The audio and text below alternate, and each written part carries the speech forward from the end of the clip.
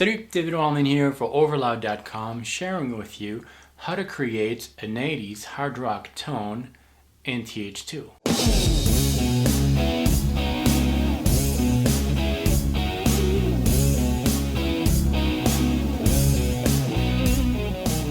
For this, we're going to start from scratch. We're going to add different elements to create a full tone that is going to be based on John Norum's sound, guitar player for Europe. The first thing that John does is process his guitar through a wah pedal, a classic crybaby pedal. We're going to go into TH2's effects and we're going to choose the crying model. Next, we're going to go through a stereo chorus. I'm going to set the speed, the rate, and the effect level to about a third. Make sure that the pedal is set to stereo because we're going to go out of that pedal and go through two different amps, a JCM 800 and a JCM 900. We're going to use two very similar amps found in TH2. The first one is going to be the Rock 75 amp. The second one will be the Rock 900 amp.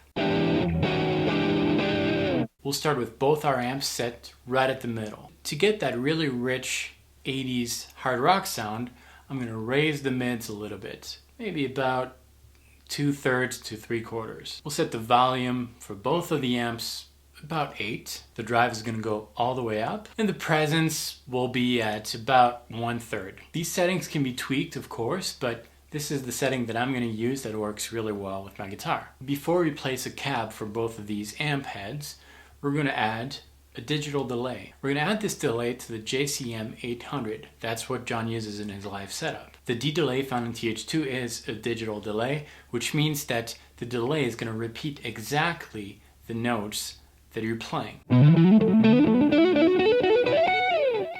We'll set the repeats and the effect level about 1/4. Because we're not using the delay as a stereo delay, we're going to set the stereo all the way down, and I'll leave the time up to you. That's going to depend on the tempo of your song. Because we're using two different heads, we need to blend these heads together before we go into the cab, and for that we're going to use a stereo mixer.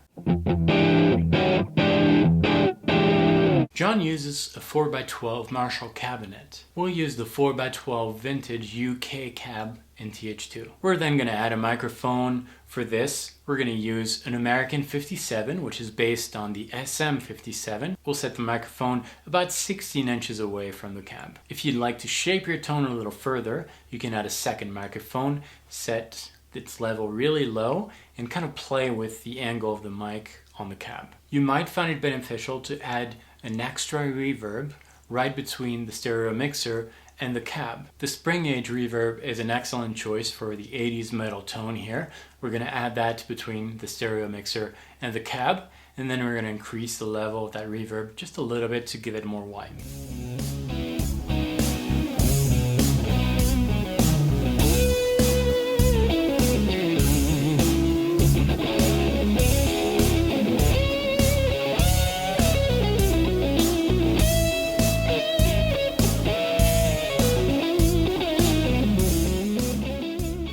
TH2 is very tweakable. There's a lot of different things you can do. You can really tweak it to match the type of guitar you're using. I also want to point out the smart presets, which are found underneath the main area here. These smart presets are going to be able to control a variety of different elements of your full preset without having to browse right and left on your floorboard. I set both of the amps to the same drive control here, which means that the drive is going to control both amps at the same exact time. The same thing was done for the volume. To do that, I simply dragged and dropped both amps to the volume smart control. Notice that I also added a smart control for the wah filter, which is going to allow me to control the wah with an external MIDI device. We'll talk a little more about how to connect MIDI devices with TH2. In the meantime, thanks for watching. This was David Wallman for Overloud.com. I'll see you next time. Until then, salut!